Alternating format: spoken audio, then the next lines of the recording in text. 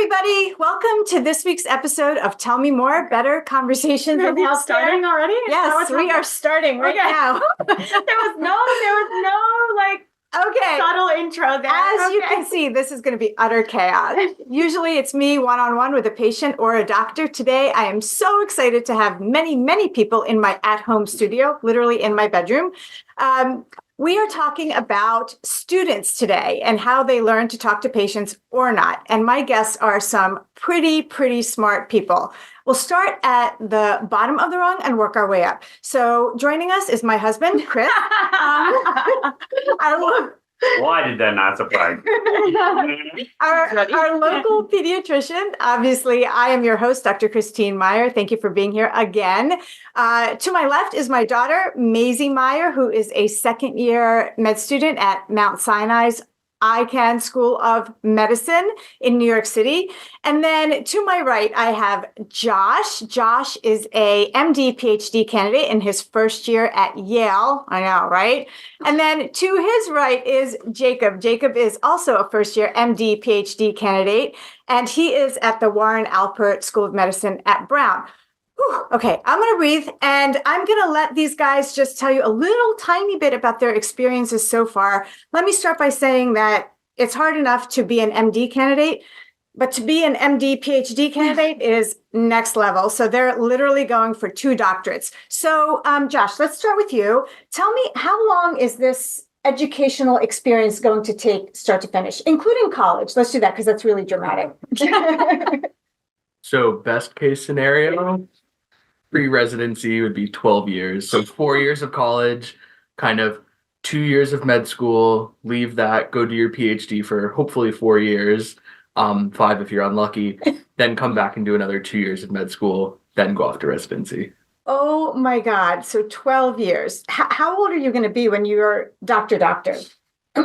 I will hopefully be 29 or 30, which is not that bad considering a lot of the people in my cohort are anywhere from like 24 to 30. And so, they could be like in their 40s. Yeah. Damn. Okay.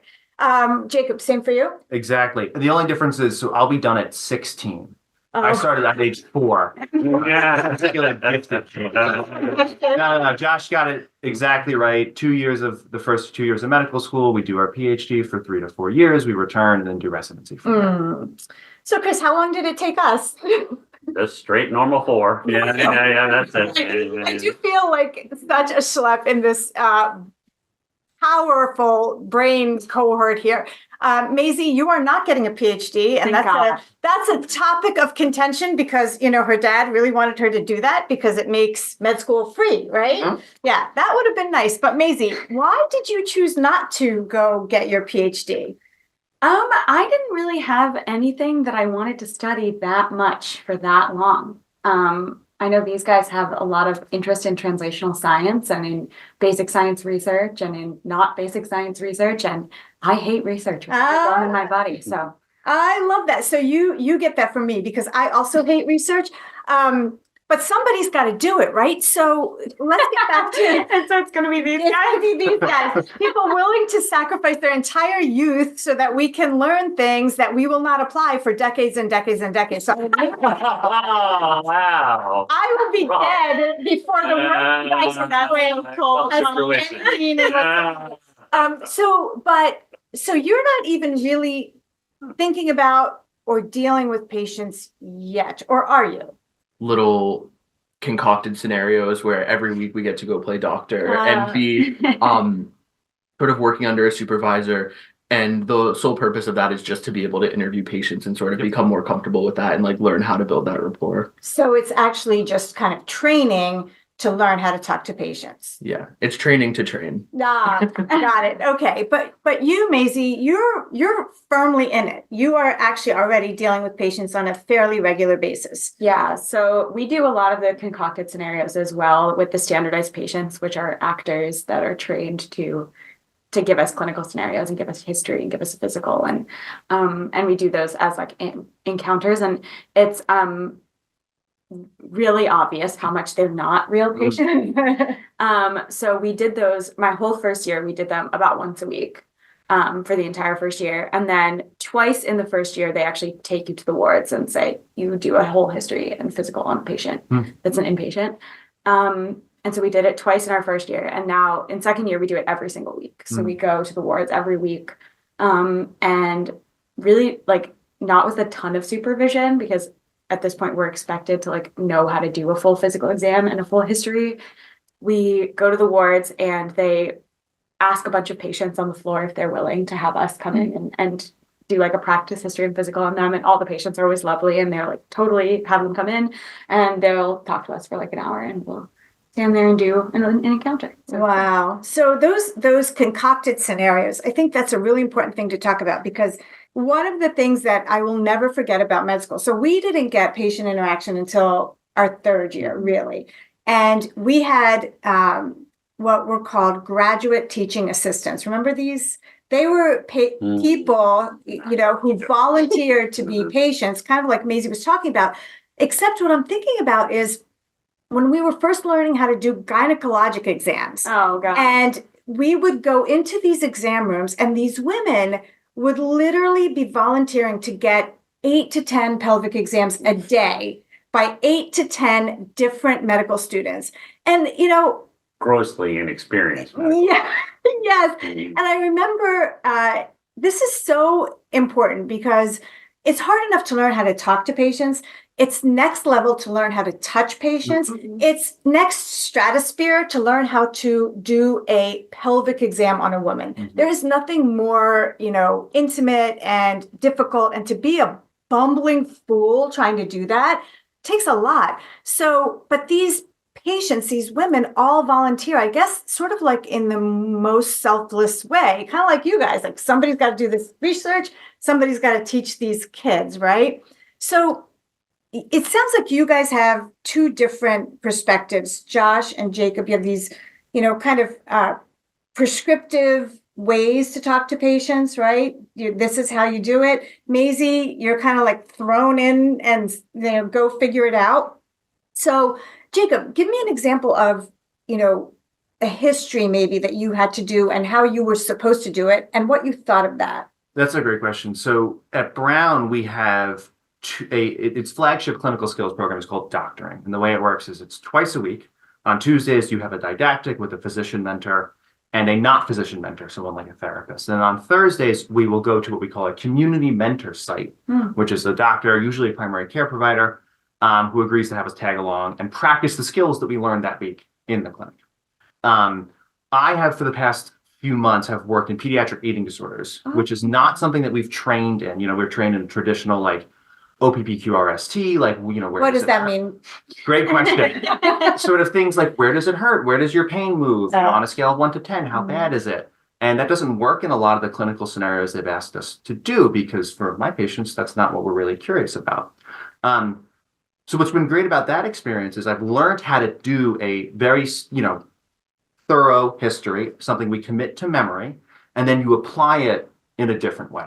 So I've had to learn two totally different interviews, one for what we do in school and one for what we do on the clinic. What you actually do with patients. Right, exactly. Yeah. And some of it overlaps, right? So like we spent a lot of time on the review of systems, which is where you ask about different organ systems and other symptoms that patients might be experiencing. But a lot of it does not overlap. No, a lot of it doesn't, right? And so it's been really cool to learn from the tome of like the giant medical interview, what different providers pick and choose for their specific patient needs. So yeah, a specific example might be, honestly, any of the patients that we talk to. We do long interviews. Not a lot of it is from the traditional 30-minute interaction. Right. And so, Chris, I want to ask you about that, specifically about Jacob's experience in pediatric eating disorders, because obviously what Jacob is getting at is learning how to do like the targeted history and physical taking. Like if somebody shows up with a cut on their left index finger, you're not asking them if they have abdominal pain, loose stools, bleeding in their poop or whatever. And you would never say poop because we're all professionals. But anyway, so when you're having a conversation with a young person who has an eating disorder, you're not just talking about doing a targeted history and physical exam. It's a really sensitive topic. there's trigger words, right? There's things you can and can't say. So can you talk about that? Talk about, maybe being 30 years younger and having your first conversation with someone who has an eating disorder and being the age that you are now, fully experienced, and what you wish you had been taught about those interactions? I think the most important thing with all patient interactions is really empathy. Right? I mean, and I'm not sure you can teach it.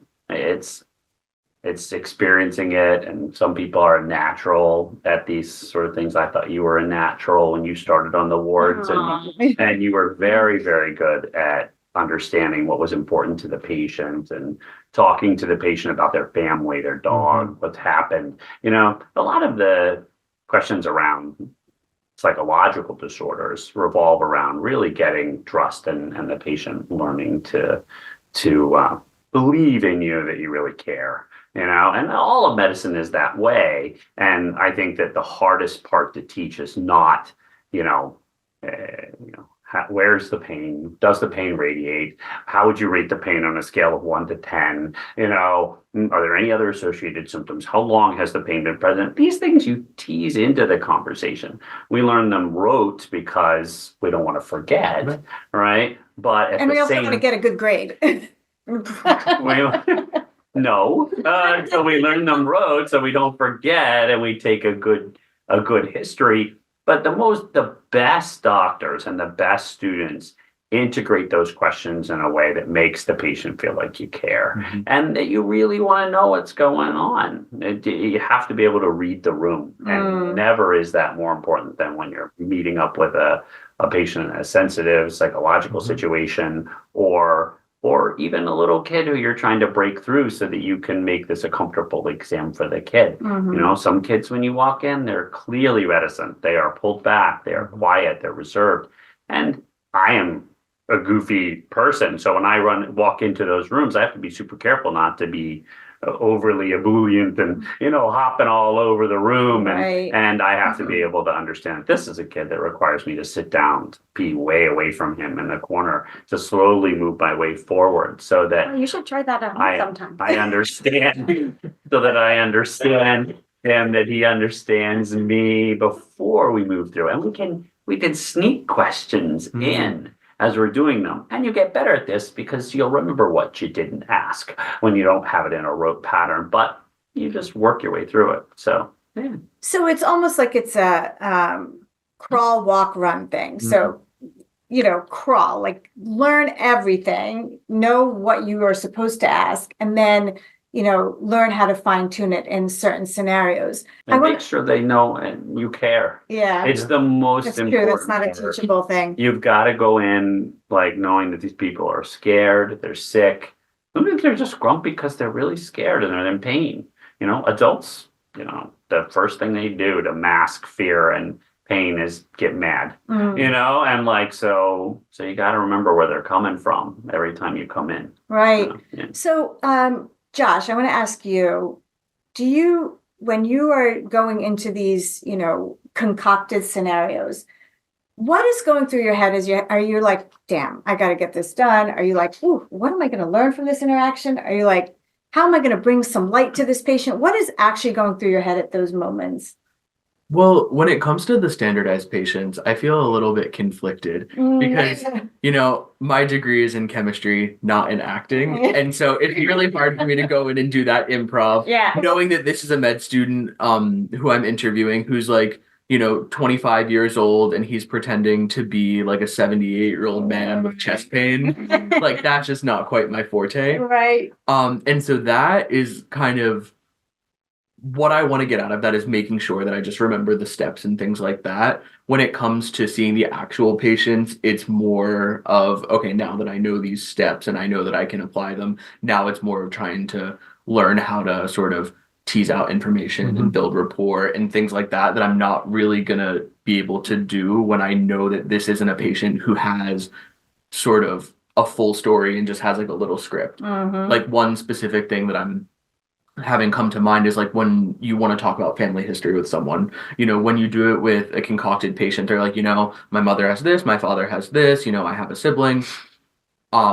when you speak to real patients, it's very much not the case. There's Mhm. complicated family dynamics. Right. There are people who, don't know their parents, don't know their medical histories. Mhm. Things get really complicated. Mhm. And when you are physically talking to patients on the wards, a lot of that step-by-step criteria really goes out the window, and you have to figure out how to do that improv, but in a different way this time, to figure out how to get that information without coming across as insensitive Mhm. or coming across like you're just there to sort of, Get information. get the information and not actually, care about how they feel. Right. Mhm. Right, exactly. And so, Maisy, you don't currently interview med students pretending to be 78-year-old. No, we interview with people who are actors, Broadway actors. And Oh, they, Broadway actors? yeah, so they're like people Stop. that are trying to break into Broadway that are basically like interviewing. They're like using this. Wait, do they like break into song in the middle of your? No, but I did have a standardized patient the other day. This was actually the most uncomfortable I've ever been with a standardized patient. It was horrible. It was like the chaplains. We had like a chaplains encounter. So they like were trying to teach us about how the chaplain service at the hospital works and like what sorts of situations you would bring in the chaplain service for, like dealing with like complicated spiritual history and like stuff like that. People who are like really struggling with like existential stuff. And so they were like, but we want you to practice taking a spiritual history from a patient. Like, we think it's really important. We were like, okay, like, totally, we'll do it. And we expected it to be like all of the other standardized patient encounters, which is like, they're like actors, so they're pretty good at acting. They're like, oh, that like really hurts when you do that. Like, even though it doesn't actually hurt. But they're like usually like pretty much like, yeah, like, I don't know, like this chest pain's been really bothering me, like blah, blah, blah, blah, blah. But it's never like the most believable thing in the whole world. I walk into this room to do the spiritual history, and the standardized patient looks at me and starts bawling. And I was like, what? What am I supposed to do in this situation? Like, do I touch you? Do I leave and tell like the people in charge of the class that I think the standardized patient is having a breakdown? Like, what do I do? And so she proceeded to do that 6 more times for my 6 other classmates. And we were like, wow, like I have never seen someone, we complimented her on her acting at the end. We were like, that was really impressive. She was like, thanks. Whoa. Yeah, it's crazy. So what did you do? Basically I was like the 3rd one to go. So, I had watched other people sort of figure it out before me, which was nice. But, I guess like basically they wanted us to get to the bottom of like, does this patient have any like religious affiliation that we could like bring them someone to support them in their religious faith? Are they like, it sort of ties in with, I think, some of the psychiatric questions, like, do they need a more thorough psychiatric evaluation?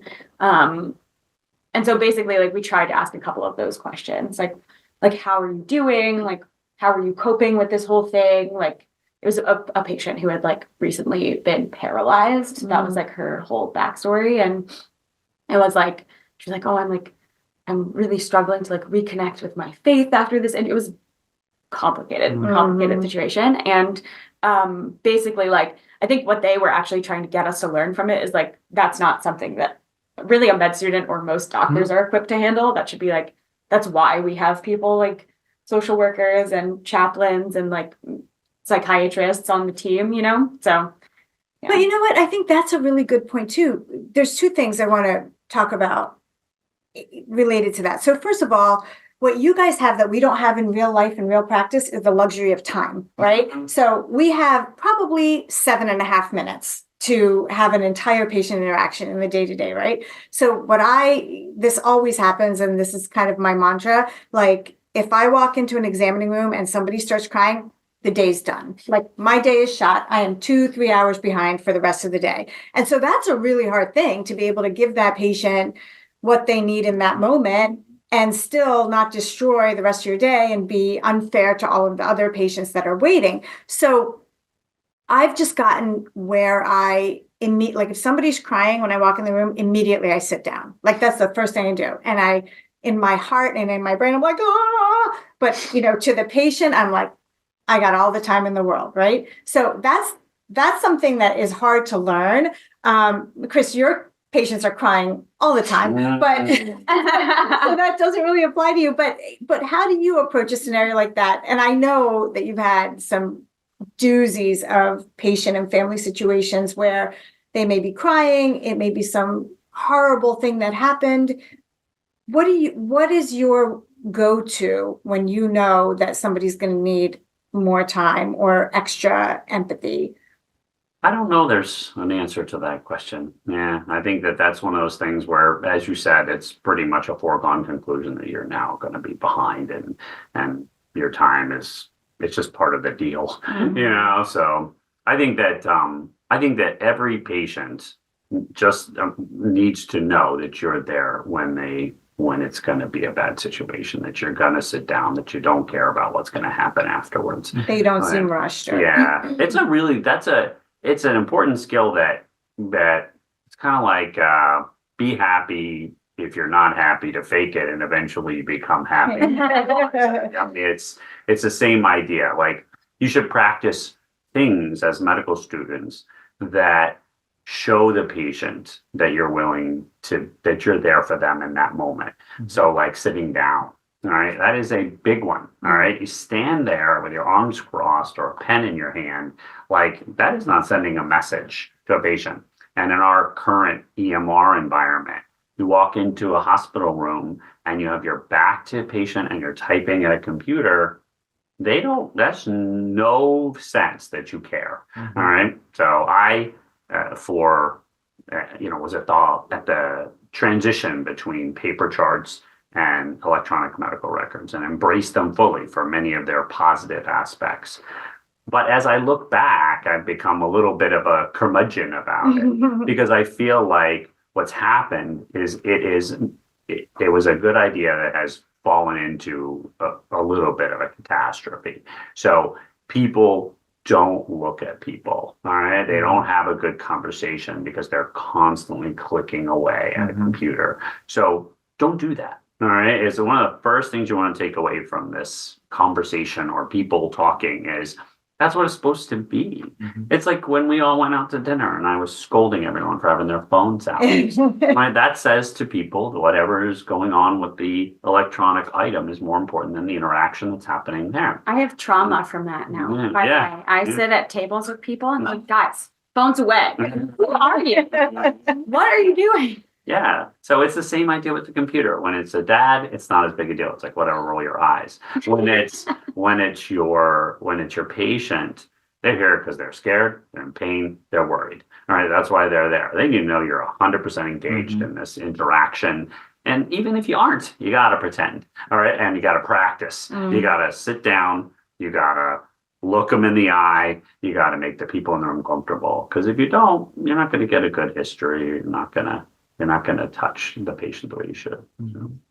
So that makes me think of an important thing. So obviously I went into medicine when I've known since I was old enough to have a memory that I was going to be a doctor. And so when people ask me, like, why do you do that? I'm like, because I mean, this is so corny, but because I genuinely want to help people. I want to spend my days, having a positive impact on as many people as possible. And there's not a lot of careers where you can say you do that, right? Where in the course of a career, I did a calculation once, and I think it was like, if I worked an average amount, I would interact with like over 100,000 people in the course of my career. And that's a lot of impact you can have in a good or bad way. So, but for you guys who are also so cerebral and so, research oriented, why the MD? Jacob, let's start with you. That's a great question. I feel like I'm back in the interview season. You want to be a doctor. So I knew I was going to be I felt like I wanted to be a clinical doctor for a long time. I spent most of high school working at Memorial Sloan Kettering, a cancer hospital in New York. And that was extremely challenging, right? Yeah. Those patients were really, really sick. But like you were saying, it was a real privilege to be able to show up for them, even in my capacity as a patient transport person, when you wheel people from MRI to their room.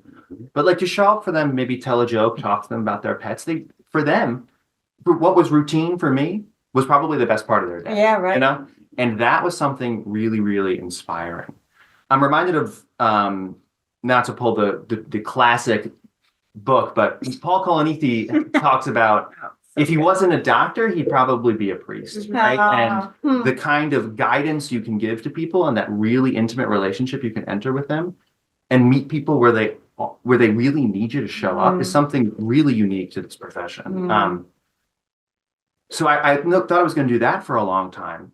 And I fell in love with research in college. But I noticed that the questions that I really wanted to answer were ones directly related to human health. And the MD PhD was like the best thing ever for that, right? Because I could not only be there for my patients, but hopefully guide them to new science and new discoveries, right? In that very sacred doctor-patient relationship.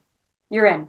Accepted. Thank you. Thank you. And as an aside, I don't have to pay for medicine. So. Let me say, it's the best job ever. Like, it is so fun. I mean, we both love geeking out about this kind of stuff. There's no better feeling ever than when you can make a cool graph or make a do a cool experiment. It is truly awesome stuff. I'm so glad that you guys exist because really somebody has to do that. How about you, Josh? Why MD? And seriously, like, I also want to point out to everybody listening, in case you didn't notice in the intros, but these three are not, like, our medical school no longer exists, okay? It's been changed name.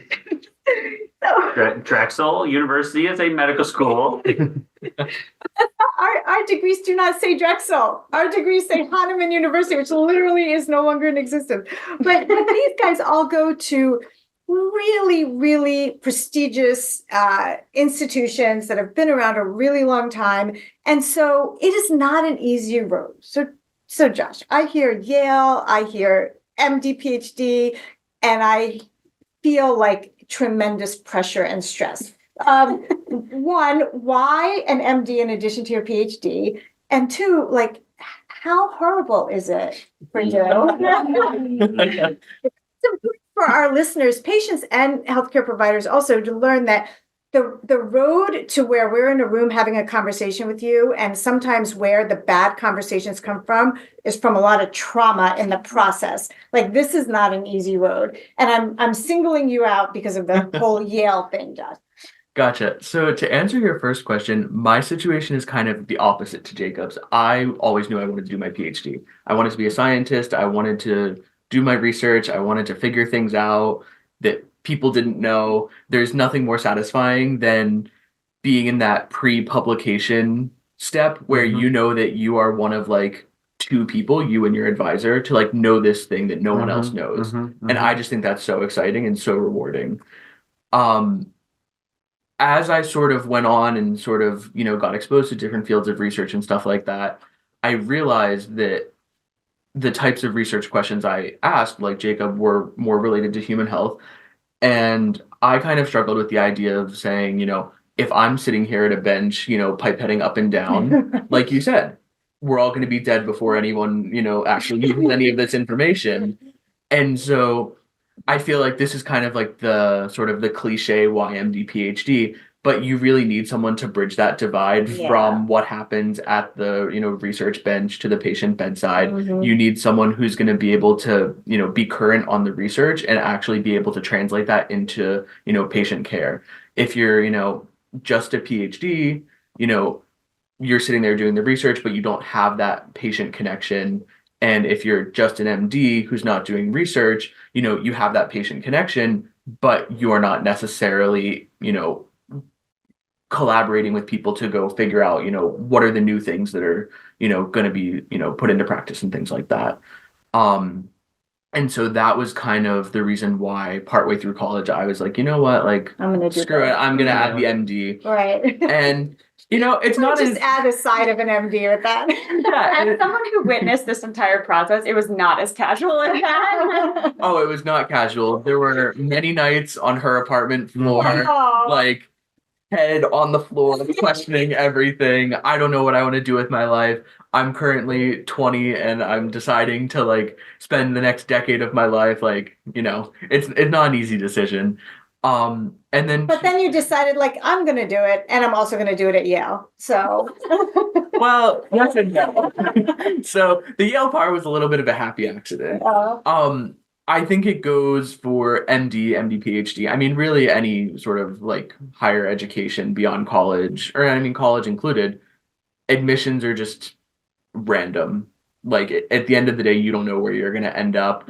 I applied to tons of schools, got rejected from some that I felt I was overqualified at, and got interviews at some I felt like I was grossly underqualified at. So you really never know what's going to happen.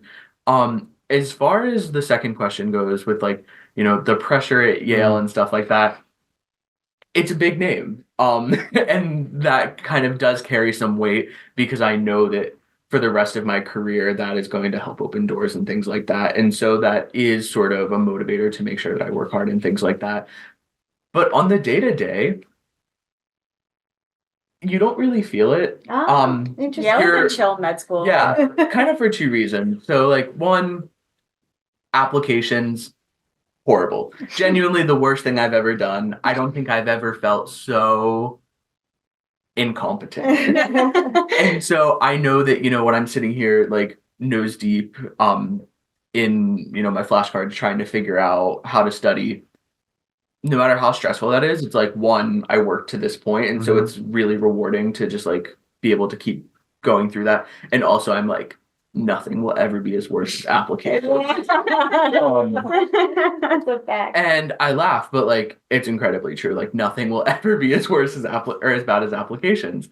And also, you know, kind of like Maisy alluded to, Yale is notoriously a chill med school. They have like their Yale system, that the whole thing is kind of designed to like promote flexibility, and like, you know, obviously you have to do all the stuff that you need to become a doctor, but we're going to sort of take some of the responsibility away from you formally and give you opportunities to, you know, dive deeper into the things that you're interested in, sort of cater your medical education a little bit. And, you know, this isn't, you're not going to find this on the website, but we say Yale system, like pass now, pass later. Like, you know, as long as you get through it, like you're going to be fine. That's so, wow. I'm surprised to hear that, honestly. And you said something that I think resonates with Maisy so much, and with me observing Maisy and Chris. Okay, pre-med for Maisy was probably the worst 4 years we have experienced as parents. I think that it was just hard. And I don't know if there was many factors. There was a pandemic. It was an Ivy League. It was pre-med. It was Maisy, who's like a perfectionist. But Maisy, my observation is that med school, and you're not at a chill med school. Yeah, I am. 100% am at a chill med school. Yale and Sinai are like, no. Yeah, they're like chill. They're like known as the. Yeah. All right. So when we say chill, we don't mean like easy. Easy. Oh no, it's not like, easy. We mean like they give you flexibility in Yeah. a way that other schools maybe don't. So it's like not mandatory in person every day, and like you can take your tests online, and it's by honor code that you're not cheating, and like all of the classes are pass fail because they expect that you're learning it at a level that's high enough that if you're passing, that's enough, and the data supports that on a lot of evaluations of the medical education system. But anyway, So it seems to me, and I don't know, Jacob, if you would agree with these two, and please tell me, but it seems to me like med school is easier than getting into med school. yeah, Would you all say that?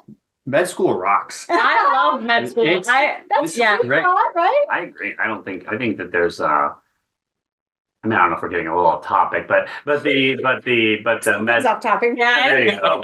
But the med school thing, I mean, it's just because, you know, the whole way it's always this proving ground. But it seems like at some point people just said, okay, that's it. You did it. Yeah. You did it. And then now you can genuinely spend your time learning. Yeah. Mhm. And then honestly, residency for me was even better. Mhm. So because that was when it was a super collegial environment and for pediatrics, and where people were not at each other's throats. We had each other's back.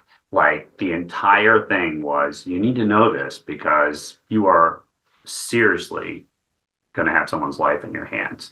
And I universally found that my colleagues took that to heart. Mhm. And so sometimes it's hard to see that when you're still in the early phases of what you're doing. But everything you're learning right now becomes I shouldn't say that. Biochemistry Yeah, not. is not practical for your clinical things, but it may be practical when you're doing your PhD. But when you get to your clinical phase or even your preclinical phase in pathophysiology, like that stuff is real, and you Use it learn every it day. and you use it, and it's important. And so, and then people depend on you because you know this stuff. So Jacob, I want to get to you when you said med school rocks, because we all, I think, agree with that. And I think there's a perception among people who maybe aren't in the field of medicine that med school is like so hard. And I hear this all the time. Like, I would have loved to be a doctor, but I could never get through med school. Yes, you could. You just maybe couldn't get through the process of getting into med school. That breaks a lot of people. So I want to get to what you were about to say, Jacob. But before that, I want to plant a seed in all of your heads about what we're going to close with. Okay, so I know you can multitask in your brains. All right, or you're going to be in this room. So we're going to close with your most difficult or most rewarding patient interaction to date. And I know you haven't had many, so I want you to think about so far what your most difficult or most rewarding patient interaction to date was. And we'll obviously go too. But Jacob, you were saying med school rocks. I think it's the best thing I have done in a long, long time. I really do. On what you were saying, there is an incredibly collaborative space among medical students, especially I think where we are. Before exams, it's really incredible to see our group chats will light up. Everyone sends all of their notes. Yeah. People host review sessions for their friends. Wow. Everyone genuinely wants their friends to succeed. Mm-hmm. Because, you're not really like in pre-med, you really do compete with the people that are next to you. But once you're in medical school, you're all training for the same goal, which is to help other people, right? And there's a great recognition of that.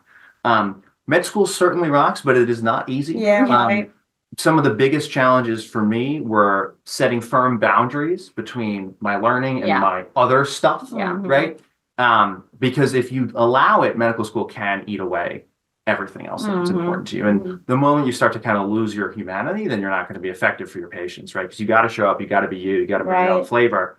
You don't just want to regurgitate the billions of facts you memorize each day. But medical school for me has been collaborative. It's been supportive. I have done things that if you told me I would do 3 months ago, I would have thought you were lying. I have grown so much so quickly, and I'm incredibly grateful for the place where I am training, because it is an environment where I can grow with my friends to be the kind of doctor and person I want to be. Wow. It's great. It is, you are, one of my friends told me that the whole point of the first 2 years of medical school is to convince yourself that you can do it. And I feel it. That's I feel amazing. So, oh my God, that makes me so happy, because I think it's kids in my eyes like you who are experiencing this that are going to grow up to have good conversations. Maisy, I know you sort of feel the same way Jacob does, but I almost feel like Mount Sinai has been like a totally different environment for you, because Jacob, you were at Brown for undergrad and are still at Brown. Maisy, what has the transition been like for you from Brown to Mount Sinai? First question. Second question is, and maybe each of you can chime in on this, but when we were in med school, we would meet people who were like, dude, this guy should not be a doctor. Like, somehow he got in, somehow he's working his way through, but that is not going to be a good thing. And just as an example, we had a student in our class who was on the wards rounding, and we had to write notes in the paper charts then, and we would just write our history, what we found on exam, and always sign it medical student or whatever. And this kid in our class wrote in his assessment, patient is a fuck. And then closed the chart. And that story obviously like made it through our entire class. And, there was lots of, counseling and what happened to him. And he's actually practicing. Yeah. Oh God. He went to like anger management or something. But so back to you, Maisy. So your transition from Brown to Sinai and how it's been for you, and then people in your class that you're like, oh. You asked me to trash talk right now? No, you don't have to. I'm just saying, do you guys have experiences with people where you're like, I don't know how that's gonna go? I think the transition to Sinai was just like that. The biggest difference for me was that I think that the school is very service oriented in a way that like because Brown is a huge institution that has so many goals and so many focuses, like you could pick anything that you wanted to do and do it at Brown. But I think at Sinai, they really pick people who value service as a part of their career, in a way that's like not just like service to your patients, but also like service to the community and advocacy for patients and, you know, health equity and justice and healthcare and things that like are now, at least these days, like really becoming very important parts of being a good doctor is being a good advocate, especially for people who are traditionally underserved in the medical field. So I think that Sinai has always been one of those institutions that's like at the forefront of that. And I think that it draws people who value those things more than maybe some of the like cutting edge research or the, you know, like the most competitive thing. Like, so I don't know, that's just the impression I've gotten in it. And I think that the school is maybe trying to pivot a little bit towards more of the cutting edge. But I'm hoping they don't lose all of the other stuff. And then what was the second question? Do you interact with people? You're like, there are definitely some. I actually don't think that there's anyone in my class who I would be like, I don't think you should be any kind of doctor at all. Like, I think that most of the people have earned their spot.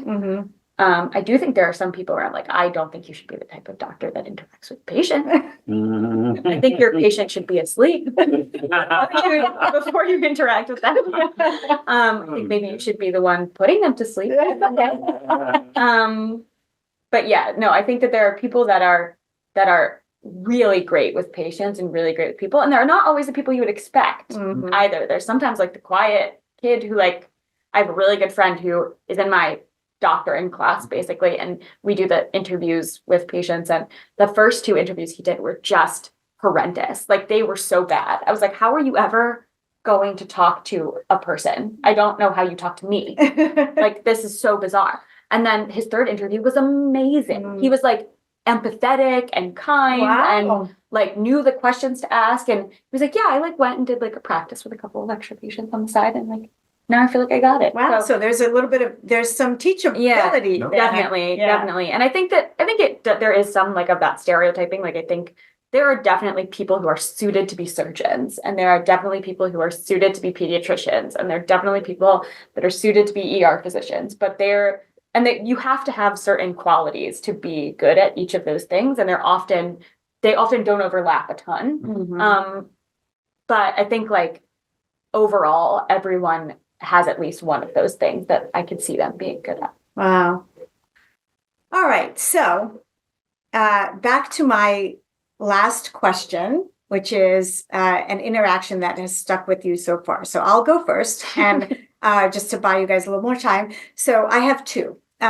One is really funny, and one was probably the most difficult patient interaction I've ever had in my 20-something years. So the first funny one was I was talking to a 20-something-year-old patient. I may have shared this story on this podcast before, but it's just gold. Who I was trying to convince this. I know this story. Before you even start, I know the story. The 19-year-old I was trying to convince to get her Gardasil vaccine. Yeah. And, you know, she was a little reluctant, and her mom was there, and they were both a little reluctant. And I was giving my whole spiel about how, well, you know, even if you're not sexually active now, like you definitely want to get this vaccine before your first sexual experience, because HPV is a STD and can lead to cervical cancer. It's totally preventable, blah, blah, blah.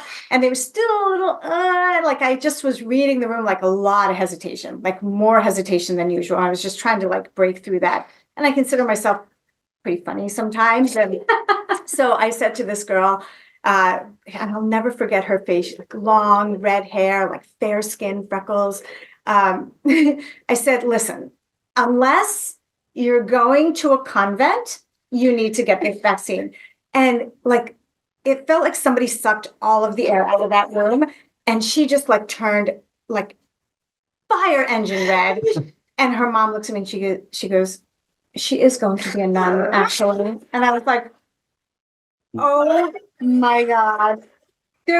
zero ways to walk that back. So I guess lesson there is like, don't assume anything, because obviously there are people out there who are going to be nuns, and you just never know who those people are. My hardest patient interaction, it's hard for me to even talk about it, but it was a couple of years ago, not that long ago. And, when we get our printout of our schedule, it says like the patient, and it says like reason for the visit to kind of like prepare us. And I saw patient's name, been seeing her for a long time. And next to it, just the reason for the visit says just wants to say goodbye. So, she had moved here to be close to family. And I knew she wasn't that happy being here. And I was like, oh, she's moving back to wherever she came from. She was like in her 70s or something. I've been seeing her for a couple of years. So I go into this room and she's sitting there, and she had been treated for lung cancer for a long time, like going through chemo, radiation, kind of like managing it, if you will, but she was doing okay. So I go into the room and I sit with her. I'm like, oh, so-and-so, so you're leaving us. Oh, where are you heading? And she took my hand and she was like, I'm going to die. And I was like, well, we're all going to die. Like, what? And she said, I stopped all of my treatments and I met with my hospice team, and they said that I have 3 months to live. And so I wanted to make sure that I got to see you face to face before I died. That was like, first of all, who has the wherewithal to think about their doctor when they're in the last 3 months of their, that would not be in my top 30 things to do. I would be with my kids, with my husband, with my friends. That was so moving to me. And she said, you've been with me, through this whole journey. She's like, I had to be with you at the end. And the thing that really, really struck me about that, it was heartbreaking. I cried the rest of that day, but she was so poised and, just had it together. She had this peace about her. And not a lot of patients have that. And that really stuck with me. So one, I want to be the kind of doctor that people want to see at the end of their life, like still feel like I was meaningful enough to them to consider me in that list of people. And two, I want to be that poised at the end of my life. I want to take that lesson and just be like, I was not flailing, angry, mad. I was really poised about it. So, hold me to that in many, many years. Okay. All right. Who has a patient interaction to close with? I'm trying to guide you guys, all right? Because I want you guys to know that the really cool part about what you do is that patients are really cool. They're like, you walk into the room and you can really get to know these people. And you want to hear their stories. I see them on my schedule and I'm excited. Mm-hmm. I'm like, I get to see, I'm going to make up names, Mrs. Johnson, but I've known Mrs. Johnson for years. She just cuts me up. I leave the room laughing my ass off. I see this other guy and he's not funny at all, but every time I go in, he's learned a new engineering discipline on his own, and like that entire discussion is fantastic. So the empathy we keep talking about, it's like, it's not just me giving something, like my patients all give me something back. It's wonderful. Like, it's fun. It's like these people become, if not your friends, certainly, I don't know how you'd put it, very fond acquaintances. You get to know these people, and that's really a gift that is hard to get in many other areas. Hard interactions. Oh, I've had lots of hard interactions. They're always very depressing, and when they're kids that are dying, it's the worst. They're just nothing. No one should have to bury their kid. And it's those interactions are, me, I talk and talk and talk and talk and talk. And those are the times where I'm at a loss for words. Mm-hmm. It is not a skill that I have yet to master, even though I try to give comfort when I can. I break down as much as they do. I think the day you have mastered the skill of not breaking down when a child dies is the day you should no longer be a pediatrician. That is just not something that should happen. How about you, Jacob? So I would love to close with a hopeful message for the future students out there. So I want to talk about the last patient I saw in this semester. It was a 15-year-old patient, history of anorexia. It was a traditional follow-up. She's doing extremely well in treatment. And it was me, the patient, and her family, her two parents. And it was really run-of-the-mill follow-up. Patient was doing very well, getting ready for, junior year of high school, stuff like that. But I conducted a 40-minute appointment. I documented it in the EHR. I gave an oral presentation. I practiced empathy and built rapport. I did all of the things. And granted, it was not special, right? It was not really anything medically interesting, but I have learned enough this semester to be able to do that, to take a physical, to write it down, to sign a note, right? And that was super rewarding to me because it makes me believe that not only can I do it, but I had an awesome time being there for that patient. And I know that I will enjoy it if my life is anything like that. That is awesome. Practicing empathy, having hard conversations, being sensitive. It was a really rewarding experience to close out my semester. That's yeah. I mean, there are times when I walk out of an exam room or patient room and I'm like, damn, I nailed that. Like, let me tell you, it wasn't good, but but I did it and I put in practice what I've been learning. Yeah. I know where I can improve, right? Yeah. But I grew enough to be able to do that, and that's pretty awesome. It wasn't awesome. It was good. It was fine. It was not. My attending who's been doing this for a long time would have done it in half the time and with 2 times the report. But it was my interview. Yeah. And I was there for that patient and I did it and I was proud of that. Oh, I love that. So you can do it. For the listeners, you can do it too. Yes. And you should demand it from your healthcare professional. Like if a first-year med student can do it, those of us doing it day to day should be doing a better job than some of us are doing. How about you, Josh? So this is going to sound a little bit jumbled because I don't know how to quite get this across, but I'm more so thinking of sharing about the experience I had in sort of changing the way that I thought about how I saw patients, and how at first it was more of solely a learning experience, kind of just like a class that I had to go to. Yeah. And how there were a couple of specific patient encounters that I had that made me realize that in a lot of cases, this is like the worst experience of a patient's life. And your learning, although you're a trainee and your learning is important, is here. And, their needs are up here. And it's hard to acknowledge that. And especially in my case, I work in an inpatient hospital setting.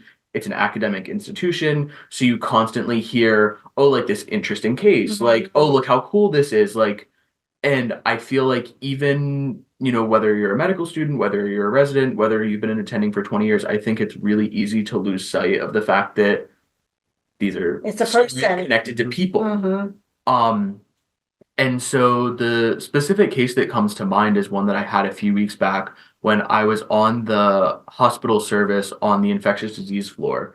And I look at the chart and I see that her reason for coming in was that she had a fall in her bathroom after having a hip replacement. I'm like, well, why is she on the infectious disease floor? I'm going in there getting ready to start talking about, her hip pain, her, her surgical history, things like that. And I get in there and she's hooked up to a dozen different medications. And I'm like, well, this is not like anything that I've learned. And what had happened is she had come in for this fall. She had gotten an IV for just getting some pain medication, getting some fluids, and she had contracted a bacterial infection from this IV. So she had gotten thrombophlebitis, so she had gotten like a clot in her arm. She had gotten like widespread bacterial blood infection. It had spread to her heart, and so she was really like, she told me, she's like, I think I was dead. Like, I don't remember the last month of my life when they were pumping me full of these antibiotics. She had a resistant infection. It was this dreadful experience that I can't even begin to imagine. And so I think this experience of going in and having it be so different than what I was expecting really shook me a little bit and made me realize that, like, I need to stop viewing this as a job or a class where I'm just, making sure that I do my steps and, do a good job, because the reality is these are connected to real people. There's people on the other side. Oh my God, absolutely. And the other thing that story illustrates is that we do bad things to people. We intend to do good things, and bad things can happen. And not to imply negligence in any way, but like we can never lose sight of that. And you can never even express to a patient, like, this is no big deal. You're just getting an IV. Everything has the potential to be a big deal. So amazing. Great story. Thanks, Jeff. I had so much time. Think of something good. I had one experience. I was in the ED, and I was actually there for my clinical skills class, and they sent me to see a patient in the ED and take a history from her. She was 68. She had Sjogren's disease, Which is what for our listeners, because lots of people don't know what that is. well, I barely know what it is. It's a rheumatologic disease. Yeah, where people have a lot of dry things. Yes. But she also had rheumatoid arthritis. She had really severe interstitial lung disease. And so that was the reason why they looked at the list of the patients, and they were like, she has a really complicated history. She'll have an interesting lung exam because you're learning about the lungs right now. So you should go do this patient. And they checked with her, and she was like, yeah, send her over. And so basically she just starts telling this whole story about how, she's lived her whole life in just such abject poverty. She's lived in New York City her whole life, has not really had stable housing. Obviously, not having stable housing, living in an urban environment is connected to interstitial lung disease. So I'm sure that the severity of her illnesses and her inability to access medical care regularly had to do with how debilitated she was as a 68-year-old. And I think it just really opened my eyes to the fact that there's no such thing as a doctor staying in their lane anymore. I think that social medicine is medicine. Medicine is a social thing, and it's not just you give someone the steroids they need for their rheumatoid arthritis and send them out the door. If they're never going to come back ever again to get an injection, they're going to live on the street and not be able to breathe and drown in their own secretions somewhere on a street corner. What good did you do in that situation? So I think it really opened me up to the idea of the fact that the doctor needs to be an advocate for greater systemic change than just you buckling down and being a part of the system that's broken. And the fact that, she was 68 years old, and the only place she could come to get treatment was the emergency room was a huge problem. So it made me think a lot about how to work in a system that probably made her sick, and also work within that system to make it better. Wow. I don't think we could close on a better sentence at all. Thank you so much, Maisy. I will say this out loud, and for all, 14 listeners of this episode. We're going to send it to everyone. Yeah. All of our friends are listening to this podcast. I am so proud of you. I am so proud of you. Thank you. Josh and Jacob, thank you so much. I know you took precious time of your holiday break, but I'm so grateful that you guys shared your story. We'll get Sam on here next year. Yeah. Yeah. I mean, we're going to call you guys the Brain Trust, and we'll keep bringing you back for updates. Chris, thank you. I know how much you love participating in my podcast, and the only reason you did this is because you were absolutely bullied into it. So thank you. For all of our listeners, you have been listening to a super special episode of Tell Me More, Better Conversations in Healthcare. I'm talking to future doctors today about how to build not just better conversations, but better healthcare. It is all connected. I am so grateful to each and every one of you for listening. If you have had a terrible conversation with a medical provider or a great one, I want to hear from you. Please email me, Christine@ChristineMeyerMD.com. Thank you all for listening.